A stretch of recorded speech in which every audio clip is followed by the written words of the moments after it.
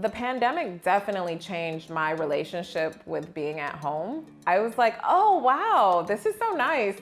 It changed so much, like I want to be home a lot more often. And I think that's something that I will continue going forward. Hi, welcome to my condo in Detroit, Michigan.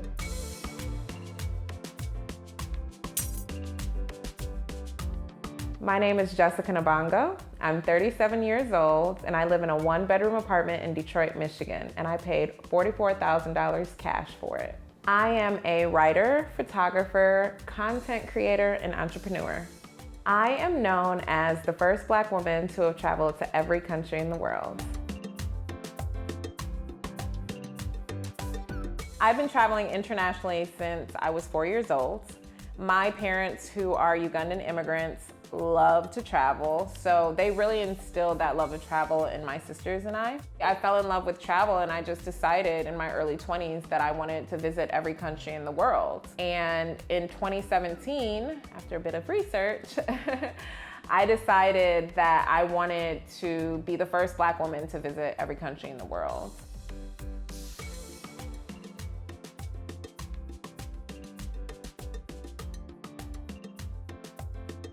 Before the pandemic, I was traveling like a crazy person because I was still in the middle of my journey. Luckily, I actually finished in October 2019. So during 2020, I spent more time at home than I had the previous 3 years combined. So this was definitely a pandemic purchase.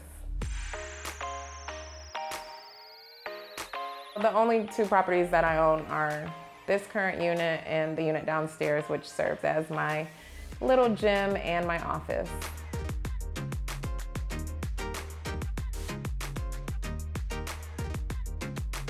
The key difference between my 2 units is this one is on the 14th floor and it has an amazing water view, and the other one is on the 6th floor and it has a city view.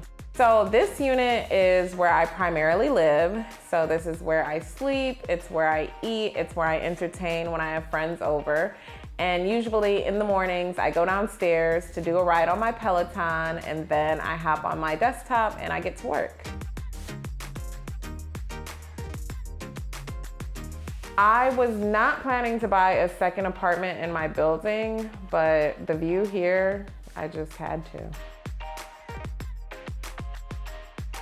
I like to think of myself as a really amazing negotiator. So it was originally on the market for around $65,000, but given the incredible short period of time and my cash offer, I was able to get the price down, and I sweetened the deal by telling them that I could do a cash offer within 10 days. So there's a lot of other buildings here on the riverfront in Detroit, and the prices of those units are definitely much more expensive than our building. But because our building is a co-op and we have some very strange rules in the co-op, and it's also incredibly difficult to get mortgages in our building, our prices are a little bit lower than our neighbors. I had to pay a $1,000 deposit, and the entire process took a little under 2 weeks for me to then pay the entire amount. So when I bought the unit, I knew I was gonna do a gut renovation, and I did go slightly over budget. I originally thought it would cost around $25,000 to do the renovations and to decorate it, but I ended up spending $52,000, including all labor costs and everything that you see in this space today. So in the end, the renovations and the decoration ended up being more than I even paid for the unit. But luckily I had the money in savings, so I was able to afford to get the home that I wanted. I see this as a place that I'll have forever.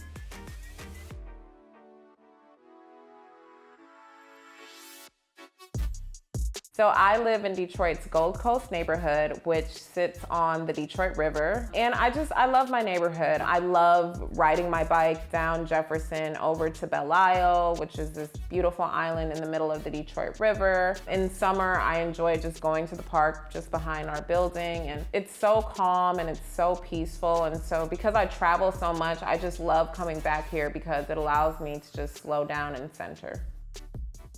So when you walk into my apartment, you basically walk into the living room. And in the living room, I have a couch. I have my 2 bookshelves. It's so full of color. It brings me so much joy. And also it's here that you find a lot of little pieces from my travels. I got this image on Gorée Island in Senegal. Gorée Island is one of the places where enslaved Africans were taken through before they came to the Americas. So, you know, everyone talks about Persian rugs. I actually got my Persian rug in Persia. And then this is my other bookshelf. This is the Coco de Mer that was given to me by the government of the Seychelles. That was my last country. This is my bar. It is my favorite part of the house. I sacrificed 2 feet of closet space to put this in. So much of the world is covered in my little bar. This is my itty bitty kitchen. She is small, but she has a lot of character. This tile is really the center of all of the design. It's handcrafted in Spain, and there's little hints of it throughout.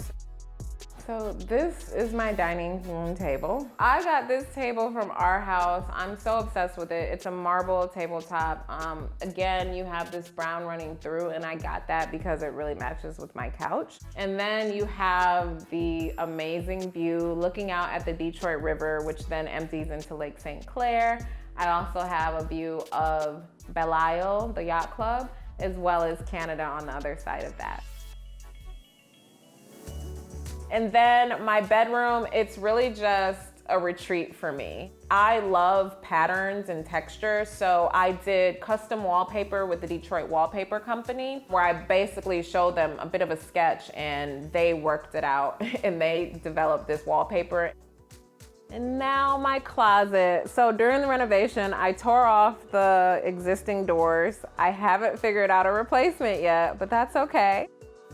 So then you go back over to the bathroom, which has a beautiful barn door with gold hardware.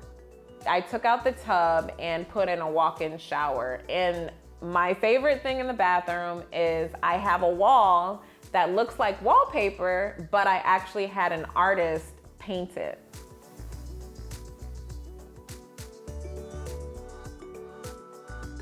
So I love Detroit. I'm born and raised in Detroit. I can live anywhere in the world and I choose to be here.